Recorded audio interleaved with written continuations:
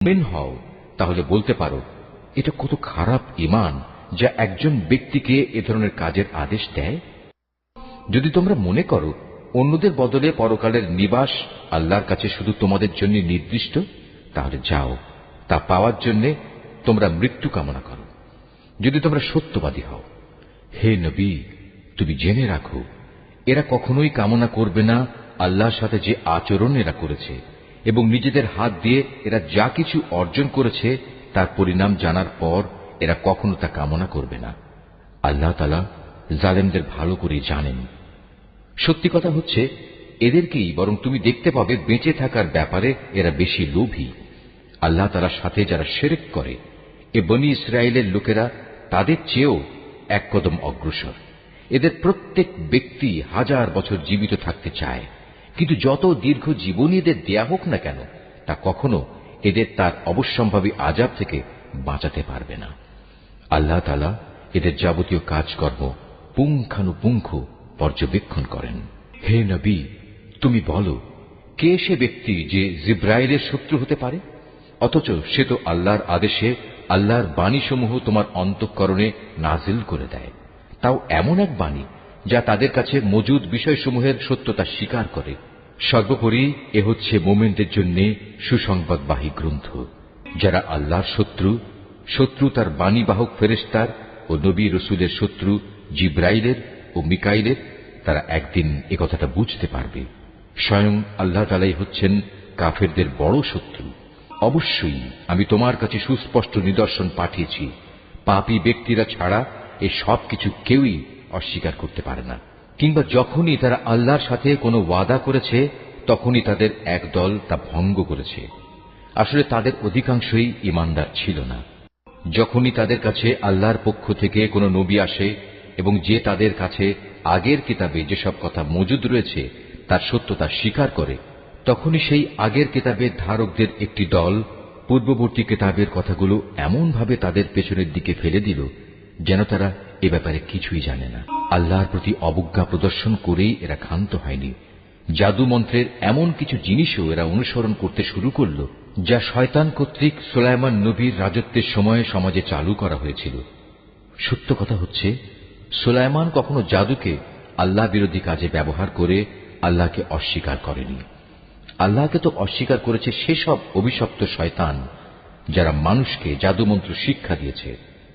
জাদু পাগল মানুষদের পরীক্ষার উদ্দেশ্যে আল্লাহ তাআলা হারুত মারুত নামে যে দুজন ফেরেশতাকে ব্যাবিলনে পাঠিয়েছেন, আল্লাহর সেই দুজন ফেরেশতা কাউকে যখনই এ বিষয়ের শিক্ষা দিত, প্রথমেই তারা এ কথাটা তাদের বলে দিত, আমরা তো হচ্ছি আল্লাহর পরীক্ষা মাত্র।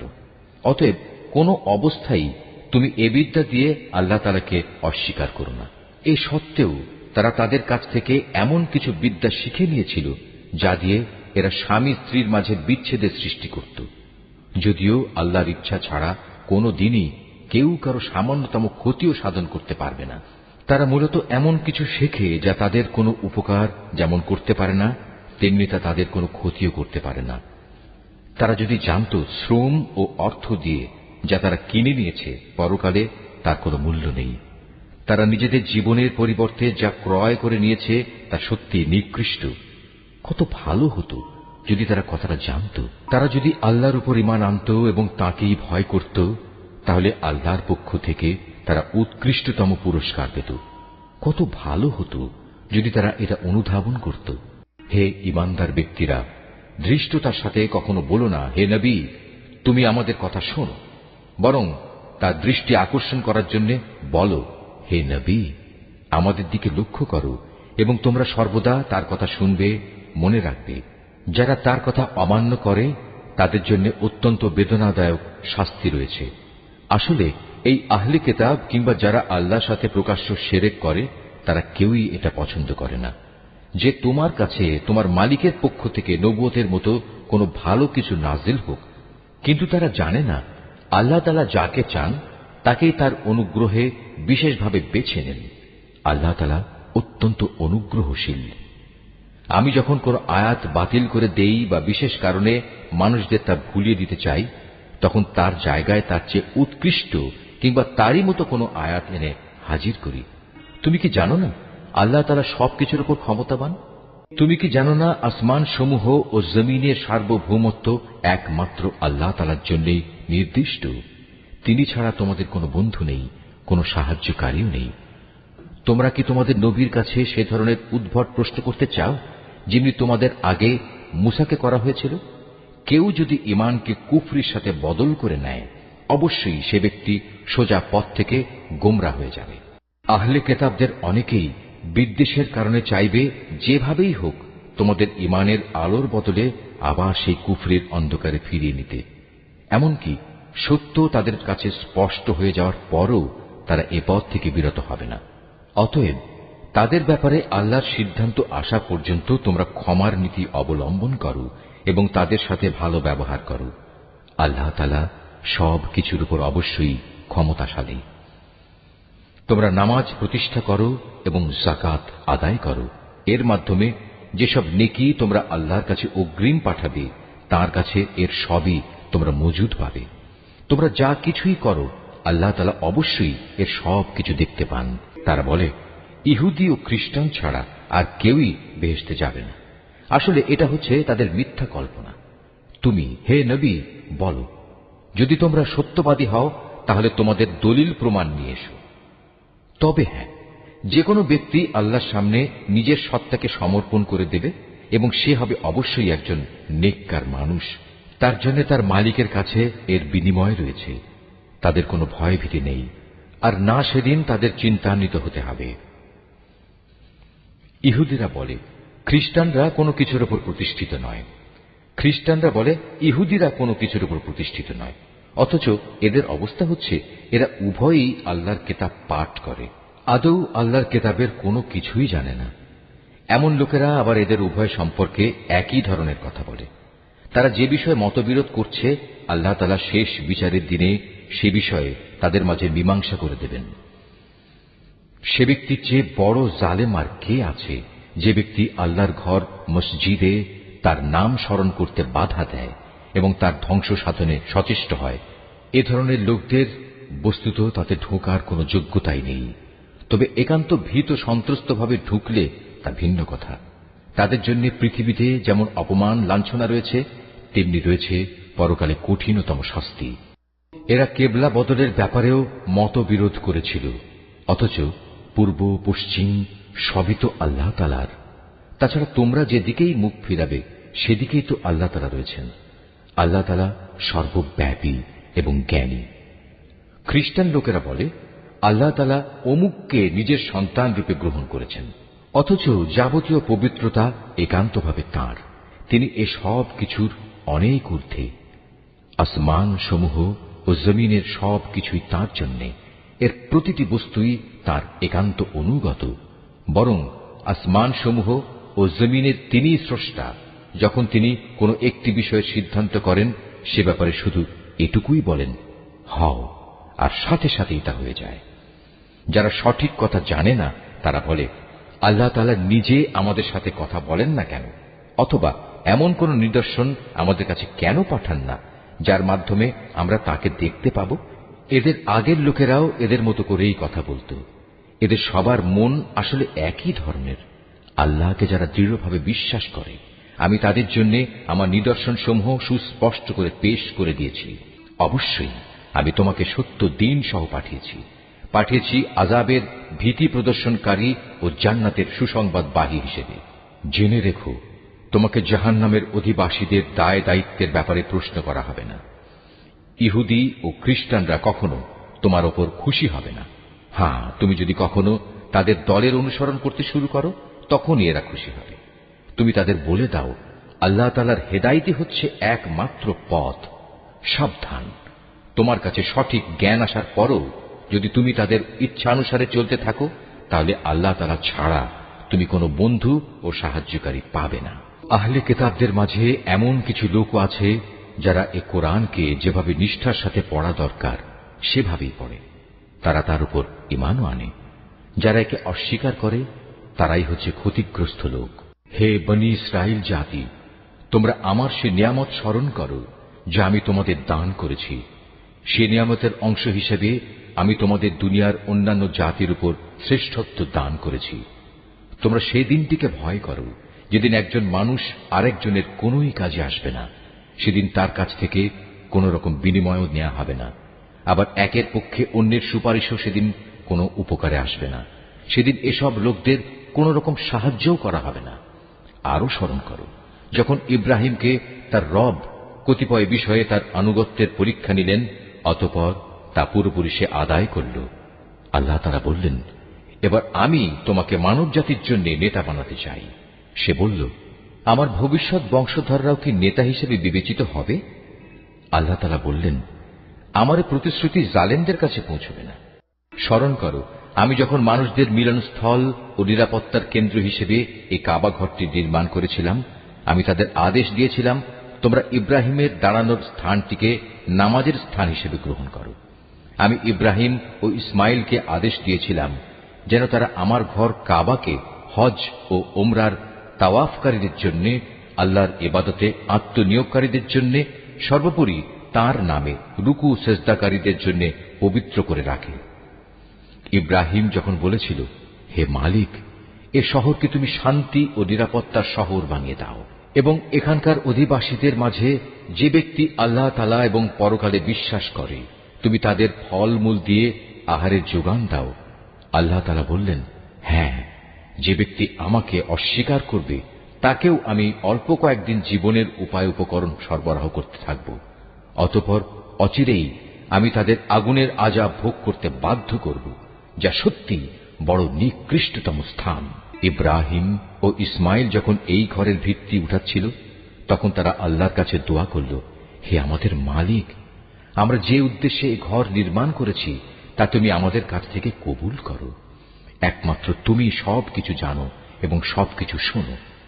তারা আরো বলল, হে আমাদের মালিক, আমাদের উভয়কেই তুমি তোমার অনুগত মুসলিম বান্দা বানাও এবং আমাদের পরবর্তী বংশধরদের মাঝ থেকেও তুমি তোমার একদল অনুগত বান্দা বানিয়ে দাও। হে মালিক, তুমি আমাদের তোমার ইবাদতের আনুষ্ঠানিকতা সমূহ দেখিয়ে দাও এবং তুমি আমাদের উপর দয়া পরবশ হও, কারণ তুমি অত্যন্ত দয়া পরবশ ও পরম দয়ালু। হে আমাদের মালিক, তাদের বংশের মধ্যে তাদের নিজেদের মাঝ থেকে তুমি এমন একজন রসূল পাঠাও যে তাদের কাছে তোমার আয়াতসমূহ পড়ে শোনাবে, তাদের তোমার কিতাবের জ্ঞান ও প্রজ্ঞা শিক্ষা দেবে, উপরন্তু সে তাদের পবিত্র করে দেবে।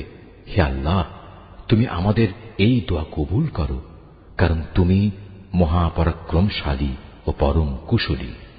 জেনে বুঝে যে নিজেকে মূর্খ বানিয়ে রেখেছে সে ব্যক্তি ছাড়া আর কে এমন হবে যে ইব্রাহিমের আনিত জীবন বিধান থেকে মুখ ফিরিয়ে নেবে? অথচ তাকে আমি দুনিয়ার নবুয়তের জন্য বাছাই করে নিয়েছি। শেষ বিচারের দিনেও সে আমার নেক লোকদের মধ্যে শামিল হবে। যখন আমি তাকে বললাম, তুমি আমার অনুগত মুসলিম হয়ে যাও, সে বলল, আমি সৃষ্টিকুলের মালিক আল্লাহ তাআলার পূর্ণ আনুগত্য স্বীকার করে নিলাম।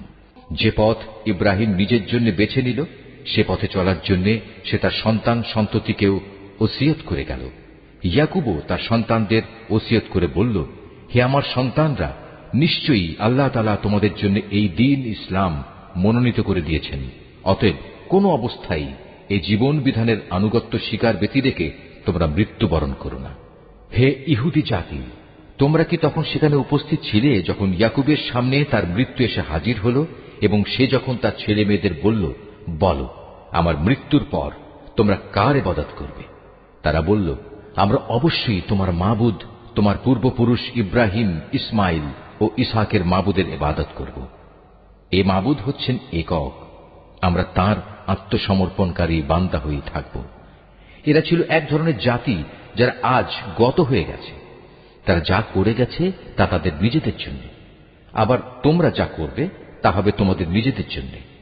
তারা যা কিছু করছিল সে ব্যাপারে তোমাদের কিছু জিজ্ঞেস করা হবে না। এরা ইহুদি ও নাসারারা বলে, তোমরা ইহুদি কিংবা খ্রিস্টান হয়ে যাও, তাহলে তোমরা সঠিক পথে পরিচালিত হবে। হে নবী, তুমি বলো, আমাদের কাছে তো বরং ইব্রাহিমের একনিষ্ঠ মতাদর্শই রয়েছে, আর সে কখনো মুশরিকদের অন্তর্ভুক্ত ছিল না।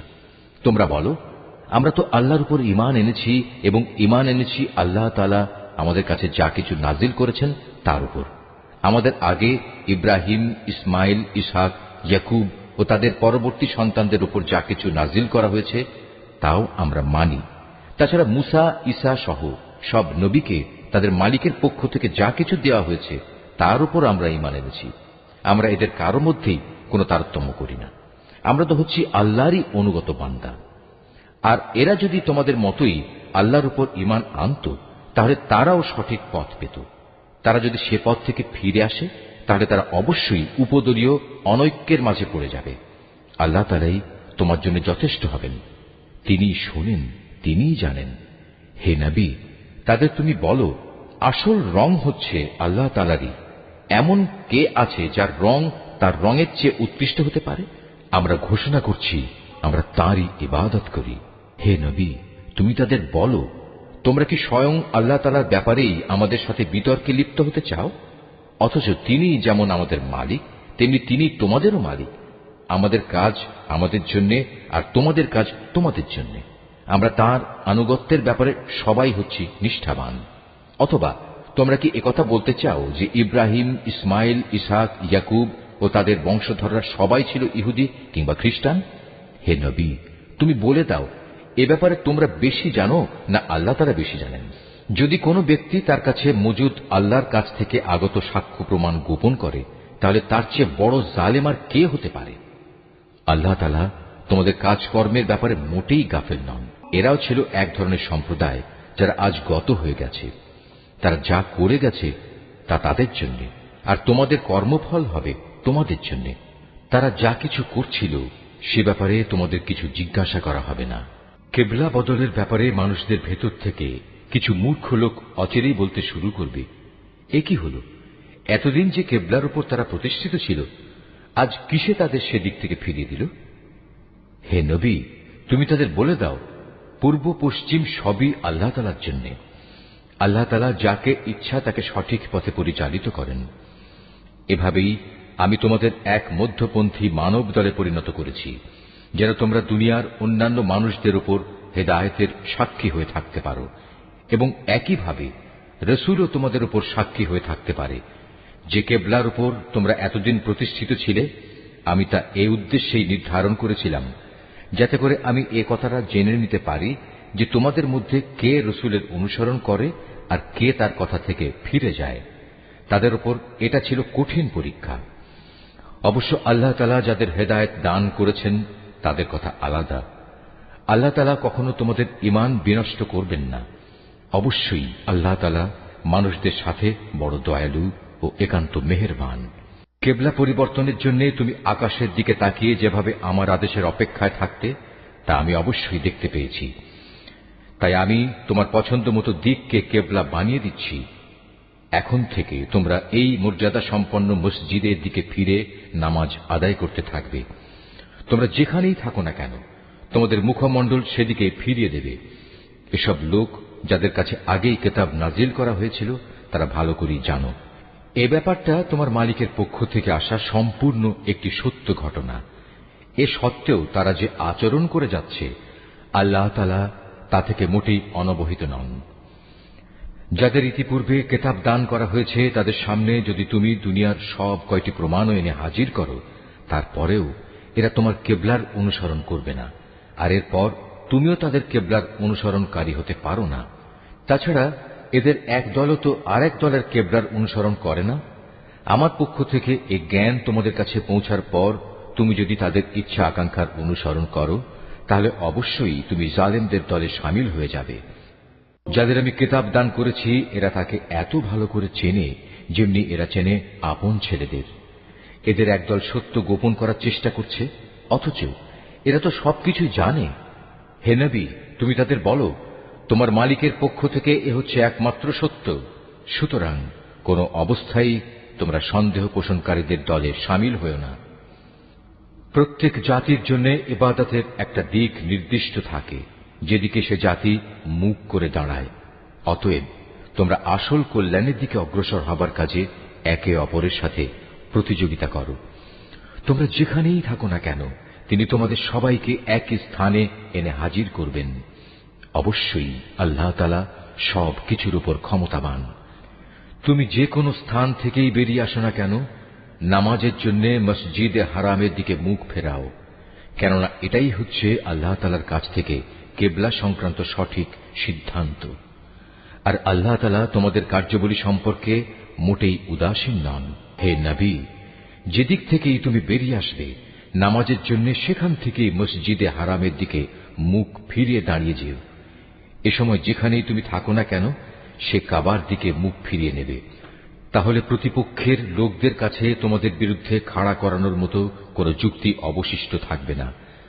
তাদের মধ্য থেকে যারা বাড়াবাড়ি করে তাদের কথা অবশ্য আলাদা।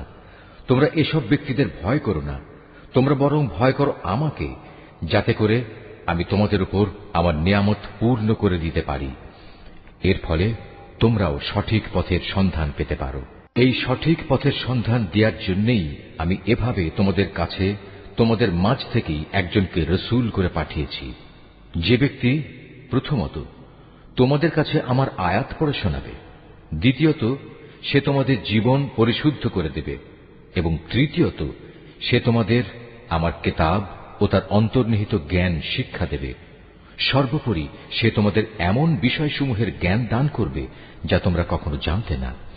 অতএব এসব অনুগ্রহের জন্য তোমরা আমাকেই স্মরণ করো, তাহলে আমিও তোমাদের স্মরণ করব। তোমরা আমার কৃতজ্ঞতা আদায় করো এবং কখনো তোমরা আমার অকৃতজ্ঞ হইও না।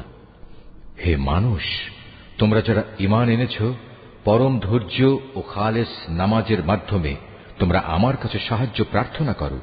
অবশ্যই আল্লাহ তাআলা ধৈর্যশীল মানুষদের সাথে আছেন।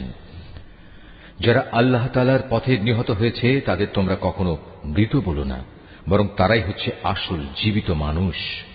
কিন্তু এই বিষয়টির কিছুই তোমরা জানো না। আমি অবশ্যই ঈমানের দাবিতে তোমাদের পরীক্ষা করব। কখনো ভয় ভীতি, কখনো ক্ষুধা অনাহার, কখনো তোমাদের জান মাল ও ফসল আদির ক্ষতি সাধন করে তোমাদের পরীক্ষা করা হবে। যারা ধৈর্যের সাথে এর মোকাবেলা করে তুমি সে ধৈর্যশীলদের আমার নিয়ামতের সুসংবাদ দান করো। যখনই তাদের সামনে কোনো পরীক্ষা এসে হাজির হয় তখনই তারা বলে, আমরা তো আল্লাহর জন্যেই, আমাদের তো একদিন আল্লাহর কাছেই ফিরে যেতে হবে। বস্তুত এরা হচ্ছে সেসব ব্যক্তি যাদের উপর রয়েছে তাদের মালিকের পক্ষ থেকে অগণিত রহমত ও অপার করুণা, আর এরাই সঠিক পথ প্রাপ্ত। অবশ্যই সাফা এবং মারওয়া পাহাড় দুটো হচ্ছে আল্লাহ তাআলার নিদর্শনসমূহের অন্যতম। অতএব যদি তোমাদের মধ্যে কোনো লোক হজ কিংবা উমরা আদায় করার ইরাদা করে, তার জন্য এই উভয় পাহাড়ের মাঝে তাওয়াফ করাতে দোষের কিছু নেই। কেননা যদি কোনো ব্যক্তি অন্তরের নিষ্ঠার সাথে কোনো ভালো কাজ করে তাহলে তারা যেন জেনে রাখে নিঃসন্দেহে আল্লাহ তাআলা কৃতজ্ঞতা পরায়ণ ও প্রভূত জ্ঞানের অধিকারী। মানুষের জন্য যেসব বিধান আমি আমার কিতাবে বর্ণনা করে দিয়েছি, তারপর যারা আমার নাজিল করা সেসব সুস্পষ্ট নিদর্শন সমূহ ও পরিষ্কার পথ নির্দেশ গোপন করে, এরাই হচ্ছে সেসব লোক যাদের উপর আল্লাহ তাআলা অভিসম্পাত করেন। অভিশাপ বর্ষণ করে অন্যান্য অভিশাপকারীরাও, তবে তারা এ কাজ থেকে ফিরে আসবে এবং নিজেদের সংশোধন করে নেবে। খোলাখুলিভাবে তারা সেসব সত্য কথা প্রকাশ করবে যা এতদিন আহলে কিতাবরা গোপন করে আসছিল। এরাই হবে সেসব লোক যাদের উপর আমি দয়া পরবশ হব। আমি পরম ক্ষমাকারী, দয়ালু। যারা কুফরি করেছে এবং এই কাফের অবস্থায় মৃত্যুবরণ করেছে তাদের উপর আল্লাহর অভিশাপ, ফেরেশতাদের অভিশাপ, সর্বোপরি অভিশাপ সমগ্র মানবকুলের। এই অভিশপ্ত অবস্থা নিয়েই এরা সেখানে চিরদিন থাকবে। শাস্তির মাত্রা এদের উপর থেকে বিন্দু মাত্র কম করা হবে না, তাদের কোন রকম অবকাশও দেয়া হবে না। তোমাদের মাবুদ হচ্ছেন একজন, তিনি ছাড়া দ্বিতীয় কোনো মাবুদ নেই। তিনি দয়ালু, তিনি মেহেরবান। নিঃসন্দেহে আসমান জমিনের সৃষ্টির মাঝে, রাত দিনের এই আবর্তনের মাঝে, মহাসাগরে ভাসমান জাহাজসমূহে যা মানুষের জন্য কল্যাণকর দ্রব্য সামগ্রী নিয়ে ঘুরে বেড়ায়, এর সব কয়টিতে আল্লাহ তাআলার নিদর্শন মজুদ রয়েছে। আরো আছে আল্লাহ তাআলা আকাশ থেকে বৃষ্টি আকারে যা কিছু নাজিল করেন সেই বৃষ্টির পানির মাঝে। ভূমির নির্জীব হওয়ার পর তিনি এ পানি দ্বারা তাতে নতুন জীবন দান করেন। অতঃপর এই ভূখণ্ডে সব ধরনের প্রাণীর তিনি আবির্ভাব ঘটান। অবশ্যই বাতাসের প্রবাহ সৃষ্টি করার মাঝে এবং সে মেঘমালা যা আসমান জমিনের মাঝে বশীভূত করে রাখা হয়েছে, তার মাঝে সুস্থ বিবেকবান সম্প্রদায়ের জন্য নিদর্শন রয়েছে। মানুষদের মাঝে কিছু সংখ্যক এমনও রয়েছে যে আল্লাহর বদলে অন্য কিছুকে তাঁর সমকক্ষ মনে করে। তারা তাদের তেমনি ভালোবাসে যেমনটি শুধু আল্লাহ তাআলাকেই তাদের ভালোবাসা উচিত। আর যারা সত্যিকার অর্থে আল্লাহ তাআলার উপর ঈমান আনে তারা তো তাঁকেই সর্বাধিক পরিমাণে ভালোবাসবে। যারা আল্লাহর আনুগত্য না করে বাড়াবাড়ি করছে তারা যদি আযাব স্বচক্ষে দেখতে পেত তাহলে এরা বুঝতে পারত আসমান জমিনের সমুদয় শক্তি একমাত্র আল্লাহর জন্যই। শাস্তি দেওয়ার ব্যাপারে তিনি অত্যন্ত কঠোর। সেদিন ভয়াবহ শাস্তি দেখে হতভাগ্য লোকেরা দুনিয়ায় যাদের তারা মেনে চলত তাদের অনুসারীদের সাথে সম্পর্ক ছেদের কথা বলবে। বলবে, আমরা তো এদের চিনিই না। এদের উভয়ের মধ্যেকার ভঙ্গুর সব সম্পর্ক সেদিন ছিন্ন বিচ্ছিন্ন হয়ে যাবে। এ হতাশাগ্রস্ত অনুসারীরা সেদিন বলবে, আবার যদি একবার আমাদের জন্য পৃথিবীতে ফিরে যাবার সুযোগ থাকত তাহলে আজ যেমনি করে তারা আমাদের সাথে সম্পর্ক ছেদ করেছে আমরা সেখানে গিয়ে তাদের সাথে যাবতীয় সম্পর্ক ছেদ করে আসতাম। এভাবেই আল্লাহ তাআলা তাদের সমগ্র জীবনের কর্মকাণ্ডগুলো তাদের সামনে একরাশ লজ্জা ও আক্ষেপ হিসেবে তুলে ধরবেন। তাদের জন্য যে জাহান্নাম নির্ধারিত হয়ে আছে এরা কখনো সেই জাহান্নাম থেকে বেরিয়ে আসতে পারবে না। হে মানুষ, তোমরা আল্লাহর জমিনে যা কিছু হালাল ও পবিত্র জিনিস আছে তা খাও এবং হালাল হারামের ব্যাপারে শয়তানের পদাঙ্ক অনুসরণ করো না, কেননা সে হচ্ছে তোমাদের খোলাখুলি দুশমন। শয়তানের কাজ হচ্ছে সে তোমাদের সব সময় পাপ ও অশ্লীল কাজের আদেশ দেয়, যাতে করে আল্লাহ তাআলার নামে তোমরা এমন সব কথা বলতে শুরু করো যা সম্পর্কে তোমরা কিছুই জানো না। তাদের যখন বলা হয় আল্লাহ তাআলা যা কিছু নাজিল করেছেন তোমরা তা মেনে চলো, তারা বলে, আমরা তো শুধু সে পথেরই অনুসরণ করব যে পথের ওপর আমরা আমাদের বাপ দাদাদের পেয়েছি। তাদের বাপ দাদারা যদি এ ব্যাপারে কোনো জ্ঞান বুদ্ধির পরিচয় নাও দিয়ে থাকে কিংবা তারা যদি হেদায়েত নাও পেয়ে থাকে তবু কি তারা তাদের অনুসরণ করবে?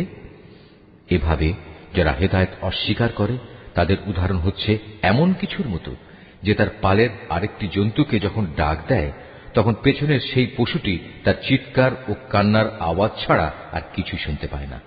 মূলত এরা কানেও শোনে না, কথাও বলতে পারে না, চোখেও দেখে না।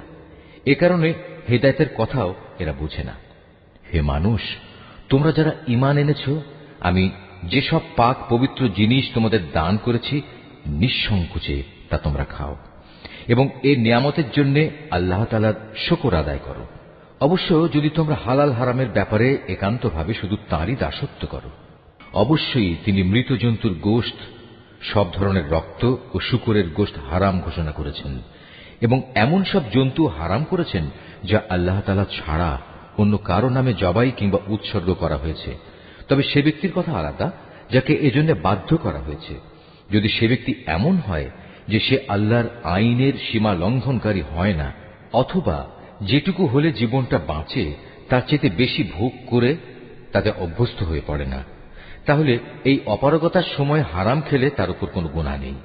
অবশ্যই আল্লাহ তাআলা ক্ষমাশীল, তিনি অনেক মেহেরবান। এ সত্ত্বেও যারা আল্লাহর নাজিল করা তাঁর কিতাবের অংশবিশেষ গোপন করে রাখে এবং সামান্য বৈষয়িক মূল্যে তা বিক্রি করে দেয়, তারা এটা দিয়ে যা হাসিল করে তা হচ্ছে আগুন, যা দিয়ে তারা নিজেদের পেট ভর্তি করে রাখে। শেষ বিচারের দিনে আল্লাহ তাআলা তাদের সাথে কথা বলবেন না, তিনি তাদের সেদিন পবিত্রও করবেন না। ভয়াবহ আযাব এদের জন্য নির্দিষ্ট। এরা